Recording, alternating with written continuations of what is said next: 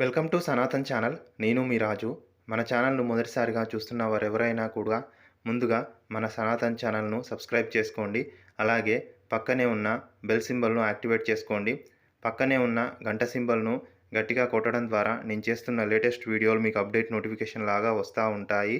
ఈరోజు మీకు నేను చెప్పాలనుకున్న విషయము, థర్డ్ లైన్ కన్స్ట్రక్షన్ అనేది ఎందుకు చేస్తున్నారు భారతదేశం మొత్తము, థర్డ్ లైన్ కన్స్ట్రక్షను ఉపయోగం ఏమిటి, ఇప్పుడు ఉన్నటువంటి ప్రస్తుతము ఉన్న రైల్వే సిస్టంలో ఒక ట్రైను వెళ్ళడానికి మరొక ట్రైను రావడానికి 2 ట్రాక్స్ మాత్రమే ఉండేవి.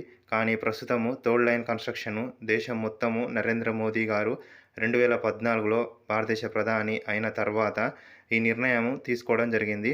ప్రస్తుతము ఈ నిర్ణయము అమలులోకి తీసుకురావడం జరుగుతుంది. దేశం మొత్తం మీద 3వ లైన్ కన్స్ట్రక్షన్ అనేది పూర్తవుతుంది. 3వ లైన్ కన్స్ట్రక్షన్ పూర్తి కావడం వలన చాలా ఉపయోగాలు ఉన్నాయి. 2 ముఖ్యమైనటువంటి ఉపయోగాలు మీకు నేను చెప్తున్నాను. ఒకటి, మనం ఎప్పుడైనా కూడా ట్రైన్లో జర్నీ చేస్తున్నప్పుడు, ప్రయాణం చేస్తున్నప్పుడు గూడ్స్ ట్రైను ఆగి ఉన్నప్పుడు ప్యాసింజర్ ట్రైన్ను పంపించడం జరుగుతూ ఉంది. ఎందుకు ప్యాసింజర్ ట్రైన్ను పంపిస్తున్నారు అనే విషయము, మనకు ప్యాసింజర్ ట్రైను ఆలస్యం కాకుండా ఉండడానికి గూడ్స్ ట్రైన్ను ఆపి మరీ పంపిస్తున్నారు. కానీ వాస్తవానికి ప్యాసింజర్ ట్రైన్ వలన రైల్వే శాఖకు ఎక్స్ప్రెస్ కానీ, సూపర్ ఫాస్ట్ ట్రైన్స్ కానీ, ప్యాసింజర్ ట్రైన్స్ కానీ, ఈ ట్రైన్స్ వలన రైల్వే శాఖకు వచ్చేటువంటి ఆదాయము కేవలము రైల్వే శాఖలో ఉన్న ఉద్యోగస్తులకు జీతం ఇవ్వడానికి మాత్రమే సరిపోతుంది. Goods system, goods tracks, goods ట్రైన్లు నడిపించడం ద్వారా రైల్వే శాఖకు ఆదాయం అనేది వస్తూ ఉంటుంది. అంటే ఈ రైల్వే వ్యవస్థలో, భారతదేశంలో ఉన్న రైల్వే వ్యవస్థలో గూడ్స్ ట్రైన్ ద్వారా మాత్రమే రైల్వే శాఖకు ఆదాయం అనేది వస్తూ ఉంటుంది. అందుకే రైల్వే శాఖ 3వ లైన్ కన్స్ట్రక్షను ఏర్పాటు చేయాలన్న నిర్ణయము 2014 సంవత్సరంలో నరేంద్ర మోదీ గారు ప్రధానమంత్రిగా ఉన్న సమయంలో నిర్ణయం తీసుకోవడం జరిగింది. గూడ్స్ ట్రైన్ కొరకు మాత్రమే ఈ 3వ లైన్ కన్స్ట్రక్షన్ అనేది నిర్మించడం జరుగుతుంది. ఈ 3వ లైన్ కన్స్ట్రక్షను నిర్మించడం వలన గూడ్స్ ట్రైన్లు సకాలంలో వెళ్ళడం జరుగుతుంది, ఆలస్యం లేకుండా వెళ్ళడం జరుగుతుంది. అలాగే ప్యాసింజర్ ట్రైన్స్ కూడా ఆలస్యం కాకుండా తొందరగా వెళ్ళడానికి కూడా ఉపయోగపడుతుంది. ఈ గూడ్స్ ట్రైన్కు ఉపయోగించుకోవడానికి 3వ లైను, అలాగే ప్యాసింజర్ ట్రైన్స్ కూడా ఆలస్యం కాకుండా ఉండడానికి ఈ 3వ లైను ఉపయోగపడుతుంది. మీరు ఎప్పుడైనా కూడా 3వ లైన్ కన్స్ట్రక్షను జరుగుతూ ఉంటే ఎక్కడైనా చూసారా? అలాగే 3వ లైన్ కన్స్ట్రక్షను జరగడం వలన రైల్వే శాఖకు ఏ విధంగా ఆదాయం వస్తుందన్న విషయము మీకు తెలిస్తే నాకు కామెంట్ సెక్షన్లో మీ అభిప్రాయాలను తెలియజేయండి.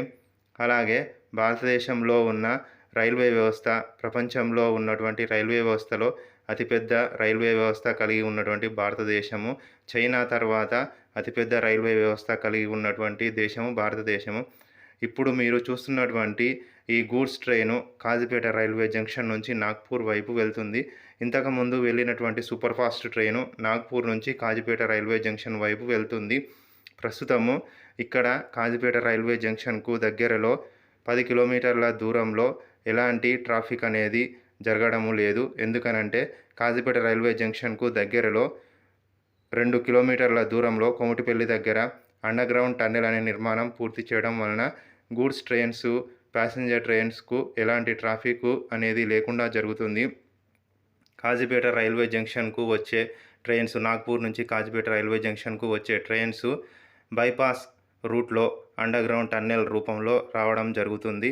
క్రాసింగ్ సమస్య అనేది అండర్గ్రౌండ్ టన్నెల్ నిర్మాణం పూర్తి కావడం వలన కాజీపేట రైల్వే జంక్షన్కు నాగ్పూర్ నుంచి వచ్చే ట్రైన్స్ క్రాసింగ్ సమస్య అనేది పూర్తయింది. మీరు ఎప్పుడైనా కూడా కాజీపేట రైల్వే జంక్షన్కు దగ్గరలో ఉన్న కోమటిపల్లి అండర్గ్రౌండ్ టన్నెల్ను చూసి ఉంటే నాకు కామెంట్ సెక్షన్లో మీ అభిప్రాయాలను తెలియజేయండి. అలాగే 3వ లైను కన్స్ట్రక్షను రైల్వే శాఖలో జరగడం వలన భారతదేశానికి రైల్వే శాఖకు ఆదాయము వస్తుంది. రైల్వే శాఖకు గూడ్స్ ట్రైన్ల ద్వారానే ఆదాయం వస్తుంది.